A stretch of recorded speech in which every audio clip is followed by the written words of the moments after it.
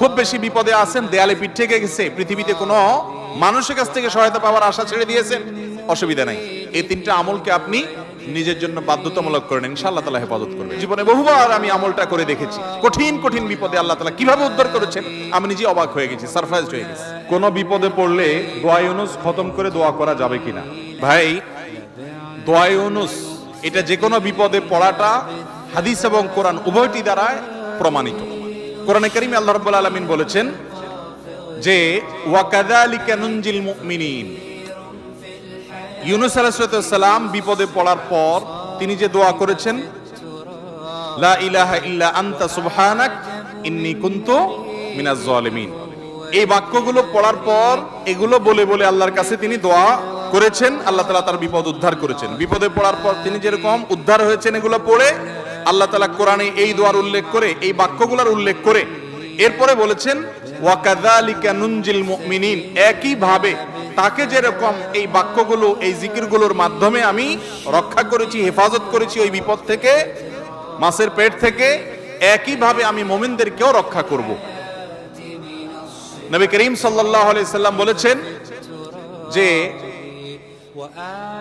ইউনুস ইবনে মাত্তা তিনি যে এই বাক্যগুলো দিয়ে আল্লাহর কাছে বিপদ থেকে উদ্ধারের পথ খুঁজে পেয়েছেন, সেগুলো তোমরা পড়বে তোমাদের বিপদে আপদে। এজন্য বিপদ আপদ, বিশেষ করে কঠিন বিপদে আপনি যদি পড়ে যান তাহলে মুক্তি লাভের জন্য দোয়া ইউনুস বেশি বেশি পড়বেন। এর পাশাপাশি আরো দুটি আমলের কথা বলতে পারি, যেটা আমার জীবনে বহুবার আমল করে দেখেছি, আমি হাতে হাতে পেয়েছি আলহামদুলিল্লাহ। এক নম্বর হলো দোয়া ইউনুস, আরেকটা হলো ইস্তেগফার। এটাও হাদিসে আসছে, নবী করিম সাল্লাল্লাহু আলাইহি ওয়াসাল্লাম বলেছেন মান লাজিমাল ইস্তেগফার, যে ব্যক্তি ইস্তেগফারকে লাজিম বানায় নেয়। লাজিম বানায় নেয় মানে কি? মানে পড়তেই থাকে, থামে না। টয়লেটে গেছে তখন শুধু বন্ধ, খাচ্ছে তখন শুধু বন্ধ, ঘুমাচ্ছে তখন শুধু বন্ধ, আর সারাক্ষণ পড়তেই থাকে ইস্তেগফার।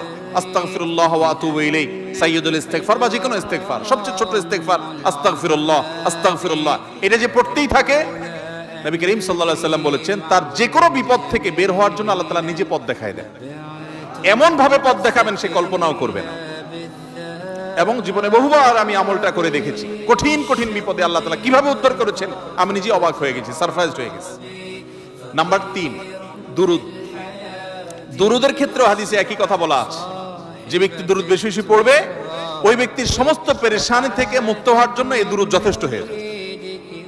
তাহলে 3টা আমলের কথা বললাম, দোয়া ইউনুস, লা ইলাহা ইল্লা আনতা সুবহানাকা ইন্নী কুনতু মিনাজ জালিমিন, আরেকটা হলো ইস্তেগফার বেশি বেশি, আরেকটা হলো দুরুদ। খুব বেশি বিপদে আছেন, দেয়ালে পিঠ থেকে গেছে, পৃথিবীতে কোনো মানুষের কাছ থেকে সহায়তা পাওয়ার আশা ছেড়ে দিয়েছেন, অসুবিধা নাই। এই 3টা আমলকে আপনি নিজের জন্য বাধ্যতামূলক করেন, ইনশাআল্লাহ তাআলা হেফাজত করবেন। তবে দোয়া ইউনুসের আমলের উপকারিতা পাওয়ার জন্য সেটা বিশেষ কোনো সংখ্যক বার পড়তে হবে কিনা, এই ব্যাপারে কোনো হাদিস থেকে কোনো সংখ্যার, বিশেষ কোনো সংখ্যার কথা উল্লেখ নাই। যত বেশি সম্ভব পড়বেন। দুনিয়াবি কোনো বিষয় হাসিলের জন্য অভিজ্ঞতার আলোকে, রুকিয়া হিসাবে, ঝাড়ফুঁক হিসাবে, বা দুনিয়ার কোনো কাজে আল্লাহর কাছে প্রার্থনার অংশ হিসাবে তাজরিবা দ্বারা অনেক আমল, যেমন ঝাড়ফুঁকের মধ্যে যেরকম, রুকিয়ার মধ্যে যেরকম বিভিন্ন আমল, আয়াত, হাদিস, সংখ্যা ঠিক করে আপনার ওলামা একরাম করে করে সেটা তাজরিবা পেয়েছেন, ওই আলোকে করা যায়, সেভাবে করা যেতে পারে। কিন্তু সওয়াবের আশা যদি হয় যে এত সংখ্যক বার পড়লে এটা হবে, তাহলে সেটা হাদিস দ্বারা প্রমাণিত না। আর মৃত ব্যক্তির জন্য যদি হয় তাহলে তো সেক্ষেত্রে আরো এটাকে সংখ্যা ঠিক করে করার কোনো গ্রহণযোগ্যতা নাই। কারণ সংখ্যা যদি হাদিস এবং কোরআনে উল্লেখ না থাকে, আমরা কেউ সংখ্যা বসায় দেওয়ার অধিকার আমাদের নাই। বিশেষ করে মুর্দার জন্য যে খতমের সিস্টেম আমাদের দেশে প্রচলিত আছে, এই সিস্টেম বেদাত, এবং এতে কোনোভাবেই মুর্দার কোনো উপকার হবে না। যেই বেচারা পড়াবে তার আমসালা দুইটাই যাবে। কয়দিন আগে দালম দেওবন থেকে ফতোয়া বের হয়েছে বিষয়, বিশেষ করে কোরআনে কারীমের খতম করানো হয় যে সে বিষয়ে।